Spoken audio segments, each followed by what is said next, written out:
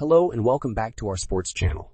In today's news, the Memphis Grizzlies suffered a tough loss against the Philadelphia 76ers in a close game that could have gone either way.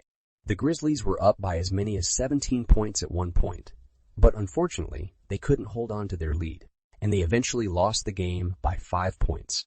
This is not the first time the Grizzlies have suffered a lot game meltdown this season. According to ESPN's win probability, the Grizzlies have lost 5 games where they had at least an 85% chance of winning in the fourth quarter since January 20. As a result, their overall record since then has been 4-10, which is not what they were hoping for. So, what's causing these late game struggles for the Grizzlies? Well, there are a couple of factors to consider. Firstly, spacing issues seem to be a significant problem for the Grizzlies. Even though Coach Taylor Jenkins talks about the importance of spacing, the team is still struggling to maximize it in late-game half-court situations. For example, when Ja Morant drove to the rim in the game against the 76ers, Jaren Jackson Jr. and Xavier Tillman Sr. had nearby defenders, which made it easier for Joel Embiid to block Morant's shot. Opponents have also begun sagging more off of Dillon Brooks at the three-point line, which has made it harder for the Grizzlies to get open shots.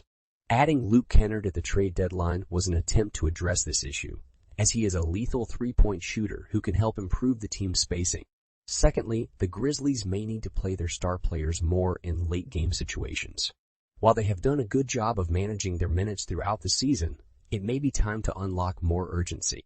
In the 5 games where the Grizzlies had a win probability better than 85 but still lost, their star players played fewer minutes than their opponents' star players.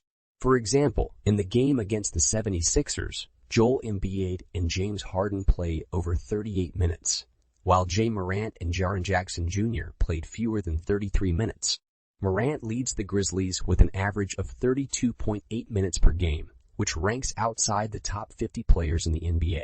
In conclusion, the Grizzlies need to address their spacing issues and play their star players more in late-game situations if they want to avoid more late-game meltdowns. While the addition of Luke Kennard should help with spacing, the team will also need to make some adjustments to their rotation to ensure their star players are on the court when it matters most. That's it for today's sports news. Thanks for tuning in, and we'll see you again soon.